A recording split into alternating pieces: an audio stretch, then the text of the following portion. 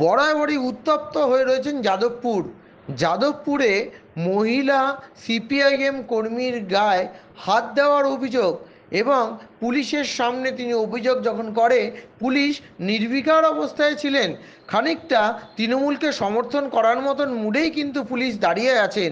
এটাই হলো সিপিএমের অভিযোগ এবং সিপিএম এই অভিযোগও করেছেন যে এই যে গায়ে হাত দিলেন মহিলার, এই প্রতিবাদে তারা কিন্তু উচ্চতর পর্যায়ে তারা যাবেন।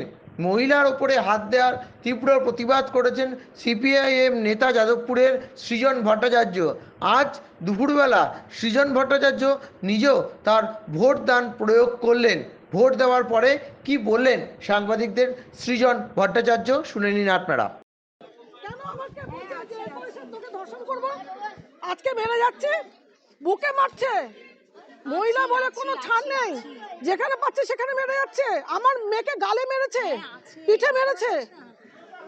এটা কি হচ্ছে? আপনারা এক্ষুনি চলে যাবেন। ম্যাডাম কি একটা কমপ্লেন সব করব, তারপরে আমাদের ভোটের পরে কিন্তু আবার অ্যাকশন দেবে। তারপরে কি নিরাপত্তা আছে?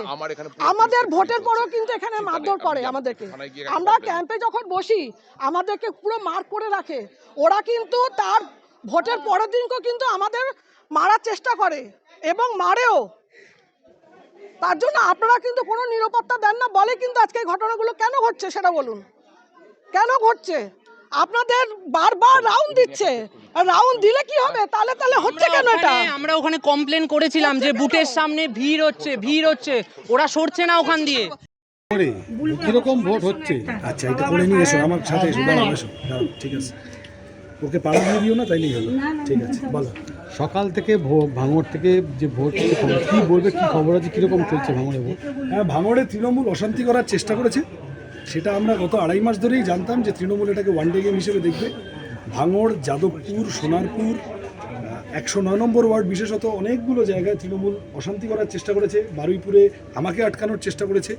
এগুলো ওরা করবে আমরা জানতাম, কিন্তু আমি সবটা ধরে বলছি, ইনক্লুডিং ভাঙড়, মানুষ যেভাবে ভোট দিতে পারছেন, আমরা যেভাবে ইলেকশন কমিশন ইত্যাদি যতটা দ্রুততা আমরা আশা করছিলাম, কিছু ক্ষেত্রে মিলছে, কিছু ক্ষেত্রে মিলছে না, কিন্তু মানুষের সব মিলিয়ে যে মুড আছে তাতে করে মানুষ ভোট দেবেন এবং যাদবপুরে তৃণমূলের অন্তর্জনী যাত্রা সুনিশ্চিত করবে। ভাঙড়ে যে সকাল থেকে হিংসার যে খবর আসছে তাতে কি প্রতিরোধ হচ্ছে? আমি শুনেছি কোথাও একটা সাতুলিয়াতে ঘটনা এই টানা চলছে, জাগুলগাছিতে একটা ঘটনা, নারায়ণপুরে, ভগবানপুরে, আমি সাতুলিয়া বললাম, আরও কোথাও কোথাও এরকম বুথ একটা দুটো এরকম বিক্ষিপ্ত কিছু ক্যাপচার করা, কোথাও একটা বোমাবাজি, কোথাও ভোটারদের ভয় দেখানো, এইসব করছে তৃণমূল।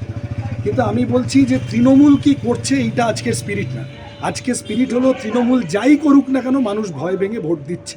কোথাও বিক্ষিপ্ত এক্সেপশন থাকতে পারে, ইন জেনারেল মানুষ যেভাবে বেরোতে চাইছে, এবং আমরা আছি, আমাদের পার্টি আছে, অন্যান্য বিরোধীরা যেভাবে সব মিলিয়ে অপারেট করছে, তাতে করে খুব এইবারে গুন্ডামি করার সুযোগ তৃণমূল এখনও অবধি দুপুর 1-1:30 অবধি এখনও পাচ্ছে। কেন্দ্রীয় বাহিনীর ভূমিকা নিয়ে আশ্বস্ত না, আশ্বস্ত নই। কেন্দ্রীয় বাহিনীকে দৌড় করাতে হচ্ছে, কেন্দ্রীয় বাহিনীকে বলতে হচ্ছে। কিছু ক্ষেত্রে ফল মিলছে, আবার কিছু ক্ষেত্রে বড্ড দেরি হয়ে যাচ্ছে। সেই দেরিটা ইচ্ছে করে হচ্ছে কিনা আমি বলতে পারবো না। দিল্লি থেকে কি নির্দেশ দিয়ে আসা হয়েছে আমি বলতে পারবো না। ঠিক তৃণমূল কোনো কোনো জায়গায় ভোট লুট করার চেষ্টা করছে, কিন্তু সেটাকে ছাপিয়ে মানুষ ভোট দিতে যেভাবে চাইছেন যাচ্ছেন, সেই স্পিরিটটাই নিয়ে আগামী আমাদের 3 ঘন্টা 4 ঘন্টা কাটাতে হবে। কেন্দ্রীয় বাহিনী যদি এখনও সকাল থেকে কেন্দ্রীয় বাহিনীর যা ভূমিকা তা আমি সন্তোষজনক না বললেও কিছু ক্ষেত্রে অ্যাক্ট করছে বলতে পারি। যে জায়গাগুলোতে অ্যাক্ট করছে না, উই আর স্টিল ট্রাইং। ঠিক আছে, ঠিক আছে।